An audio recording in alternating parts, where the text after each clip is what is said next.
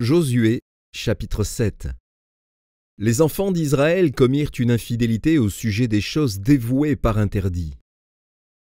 Akan, fils de Carmi, fils de Zabdi, fils de Zérach, de la tribu de Juda, prit des choses dévouées. Et la colère de l'Éternel s'enflamma contre les enfants d'Israël. Josué envoya de Jéricho des hommes vers Haï, qui est près de Beth-Aven, à l'orient de Béthel. Il leur dit : Montez et explorez le pays. Et ces hommes montèrent et explorèrent Haï. Ils revinrent auprès de Josué et lui dirent : Il est inutile de faire marcher tout le peuple. 2 ou 3 000 hommes suffiront pour battre Haï. Ne donne pas cette fatigue à tout le peuple, car ils sont en petit nombre. 3 000 hommes environ se mirent en marche, mais ils prirent la fuite devant les gens d'Haï. Les gens d'Haï leur tuèrent environ 36 hommes. Ils les poursuivirent depuis la porte jusqu'à Shebarim et les battirent à la descente. Le peuple fut consterné et perdit courage. Josué déchira ses vêtements et se prosterna jusqu'au soir le visage contre terre devant l'arche de l'Éternel, lui et les anciens d'Israël, et ils se couvrirent la tête de poussière. Josué dit : Ah, Seigneur éternel, pourquoi as-tu fait passer le Jourdain à ce peuple pour nous livrer entre les mains des Amoréens et nous faire périr? Oh, si nous eussions su rester de l'autre côté du Jourdain! De grâce, Seigneur, que dirais-je après qu'Israël a tourné le dos devant ses ennemis? Les Cananéens et tous les habitants du pays la prendront. Ils nous envelopperont, et ils feront disparaître notre nom de la terre. Et que feras-tu pour ton grand nom? L'Éternel dit à Josué : Lève-toi. Pourquoi restes-tu ainsi couché sur ton visage? Israël a péché. Ils ont transgressé mon alliance que je leur ai prescrite. Ils ont pris des choses dévouées par interdit. Ils les ont dérobées et ont dissimulées, et ils les ont cachées parmi leurs bagages. Aussi les enfants d'Israël ne peuvent-ils résister à leurs ennemis. Ils tourneront le dos devant leurs ennemis, car ils sont sous l'interdit. Je ne serai plus avec vous si vous ne détruisez pas l'interdit du milieu de vous. Lève-toi, sanctifie le peuple.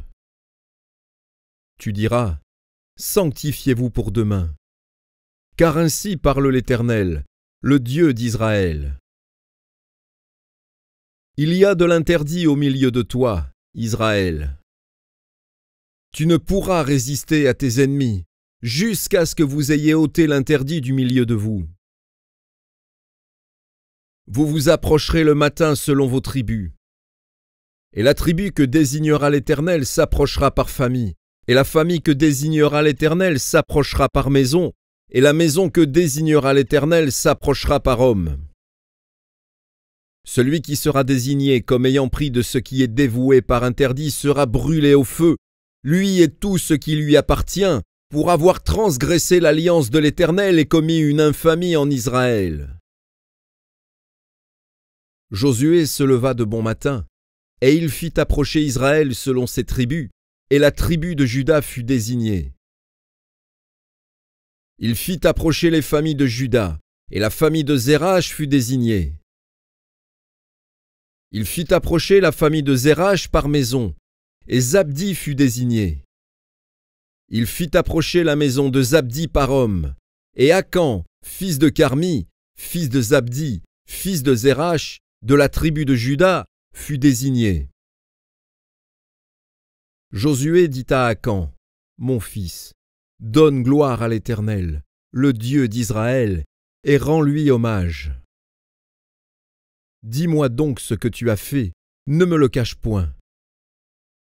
Akan répondit à Josué et dit : Il est vrai que j'ai péché contre l'Éternel, le Dieu d'Israël, et voici ce que j'ai fait.